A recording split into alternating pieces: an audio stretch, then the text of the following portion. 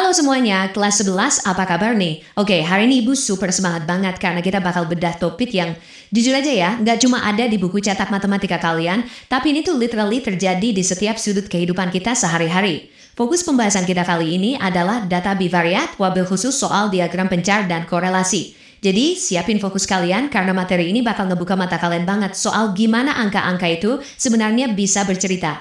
Coba deh, Ibu tanya. Kalian pernah nggak sih merhatiin pola-pola random di keseharian kalian? Kayak pertanyaan simple yang pasti sering banget berseliweran di pikiran kalian. Beneran ada nasi hubungan nyata antara seberapa lama kalian begadang belajar semalaman sama nilai ujian matematika yang kalian dapat besok paginya? Nah, pertanyaan-pertanyaan kayak gini tuh sebenarnya adalah fondasi dari ilmu statistik yang bakal kita kupas tuntas sekarang. Intinya, kita mau cari tahu apakah dua hal yang kelihatannya beda itu bisa saling mempengaruhi satu sama lain. Biar belajarnya terarah, ini dia peta perjalanan kita buat sesi kali ini. Kita mulai dari misteri pola kehidupan, terus lanjut kenalan sama diagram pencar, habis itu ngebahas korelasi positif, korelasi negatif, dan yang kondisinya berpencar alias nggak ada korelasi. Terakhir, pastinya ada latihan soal dan kesimpulan biar makin mantap. Oke, kita langsung masuk aja ya ke pembahasan pertama kita, yaitu ngebongkar misteri pola kehidupan di sekitar kita. Kalian tahu nggak? Di dunia ini tuh hampir semuanya saling terhubung dan ngebentuk pola. Tapi, coba deh kalian bayangin punya 100 data angka mentah berjejer di selembar kertas. Pasti pusing kan ngeliatnya? Cuma kayak kumpulan angka acak yang gak ada artinya. Ibaratnya, tanpa sebuah peta, data itu cuma angka yang bisu. Nah, begitu kita pakai alat visual yang tepat, rahasia dan cerita dari angka-angka itu bakal terungkap dengan sendirinya. Disinilah letak magisnya statistik visual. Lanjut ya, sekarang kita kenalan dulu nih sama alat visualnya yang super penting, yaitu diagram pencar. Coba perhatiin baik-baik gambar tabel di sini. Ini tuh ibarat kunci master kita loh. Kalau kalian paham tabel yang diambil langsung dari materi sumber kita ini, kalian udah otomatis menguasai inti dari ngebaca pola data apapun yang nanti keluar di ujian. Di tabel ini kelihatan banget kan, pola diagram pencar itu berhubungan sama jenis korelasinya. Ada titik-titik yang bikin garis naik, ada yang turun, dan ada juga yang nyebar kemana-mana. Sekarang kita bedah satu-satu ya, jenis korelasinya. Mulai dari yang pertama nih, korelasi positif. Fokus ke baris pertama dari tabel kita tadi ya. Definisi matematisnya begini. Variabel X dan Y punya hubungan positif.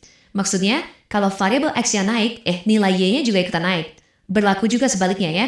Jadi mereka ini kayak sepasang sahabat gitu loh, kemana-mana selalu bareng dan kompak. Kalau kalian lihat visual titik-titiknya, mereka tuh bergerombol membentuk garis lurus yang miring ke atas, dari kiri bawah ke kanan atas. Persis kayak lagi mendaki bukit bareng-bareng.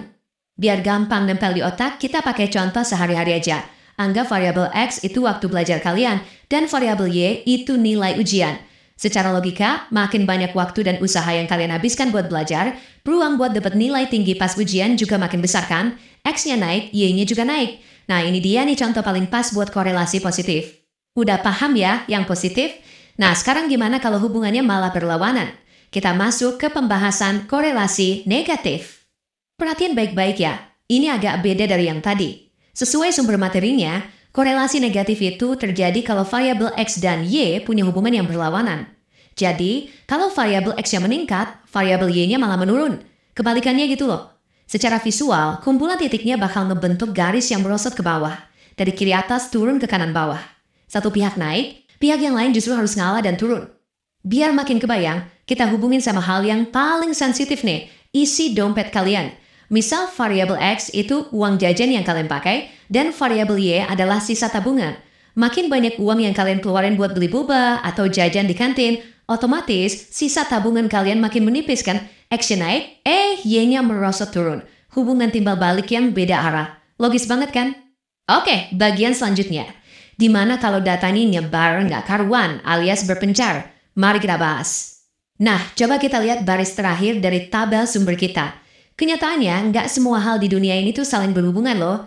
Di sini tertulis jelas, tidak ada korelasi antara variabel X dan Y. Kalau di diagram, kalian nggak bakal nemuin garis yang naik atau turun. Titik-titiknya cuma menyebar acak aja, persis kayak awan, atau kayak taburan meses di atas donat. Gitu deh, nggak ada pola pergerakan sama sekali. Hal ini benar-benar jadi bukti nyata kalau ada beberapa hal dalam hidup yang memang nggak saling mempengaruhi sama sekali. Contoh gampangnya nih, variabel X ukuran sepatu kalian, terus variabel Y itu kemampuan matematika kalian. Mau sebesar apapun nomor sepatu kalian, yang gak ada hubungannya dong sama seberapa jago kalian ngerjain soal aljabar di kelas ibu. Makanya, titik-titik datanya berhamburan acak tanpa arti yang mengikat. Oke, materi intinya udah selesai. Sekarang waktunya uji nyali sedikit lewat latihan soal. Baru setelah itu kita tarik kesimpulan. Siap ya semuanya? Pertanyaan pertama. Bayangin kalian lagi buru-buru naik motor ke sekolah.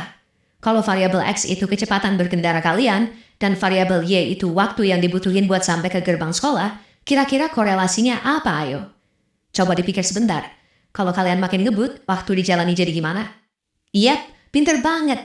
Jawabannya pasti korelasi negatif. Soalnya, makin cepat kalian bawa motor alias X-nya naik, maka waktu tempuhnya pasti makin sedikit alias Y-nya turun. Mereka geraknya jelas berlawanan arah kan? Lanjut ke pertanyaan kedua, biar makin panas otaknya. Bayangin skenario kalian lagi belanja di minimarket. Variabel X adalah jumlah barang yang kalian masukin keranjang, terus variabel Y adalah total harga yang harus dibayar ke kasir. Nah, hubungan apa nih yang terjadi? Ibu yakin kalian pasti langsung nebak. Korelasi positif. Ya iyalah, makin banyak barang yang kalian beli, otomatis tagihan di struk kasir juga makin panjang dan mahal kan? X nambah, Y juga ikut-ikutan nambah. Jelas banget ini gerak searah. Oke, ini pertanyaan terakhir. Agak jebakan dikit nih buat ngetes fokus kalian sama variabel acak. Variabel X itu panjang rambut kalian, dan variabel Y adalah tinggi lompatan kalian pas jam olahraga. Ayo, apa korelasinya? Jawabannya jelas berpencar alias nggak ada korelasi sama sekali. Logikanya, mau rambut kalian cepat atau sepanjang rambut Rapunzel sekalipun, itu nggak bakal ngaruh apa-apa ke tinggi lompatan kalian pas main volley. Dua hal ini benar-benar berdiri sendiri dan nggak ada sangkut pautnya. Sebagai penutup sesi hari ini, Ibu udah bikinin tabel rangkuman kecil berdasarkan materi sumber kita. Ini ibarat cheat sheet atau contekan resmi yang harus kalian ingat-ingat terus di kepala buat ujian nanti ya. Kalau positif, berarti X naik, Y ikut naik, kayak waktu belajar dan nilai. Kalau negatif, X-nya naik, tapi Y-nya malah turun. Kayak pengeluaran jajan dan sisa tabungan. Dan kalau berpencar, ya berarti titiknya nyebar tanpa ada hubungan. Contohnya ukuran sepatu sama jago matematika tadi. Nah, sebelum kita akhiri penjelasan materi yang seru banget ini, Ibu mau ngasih satu pertanyaan buat kalian renungin. Sekarang, setelah kalian punya petanya dan udah jago ngebaca polanya, korelasi tersembunyi apa lagi sih yang selama ini kalian lewatin di rutinitas harian kalian? Coba deh, mulai besok, kalian amati lingkungan sekitar, kumpulin data di kepala kalian, dan lihat pola apa yang bisa kalian pakai buat memprediksi masa depan kalian sendiri. Menarik banget kan? Makasih udah fokus belajar hari ini anak-anak hebat. Sampai ketemu di sesi kelas berikutnya ya.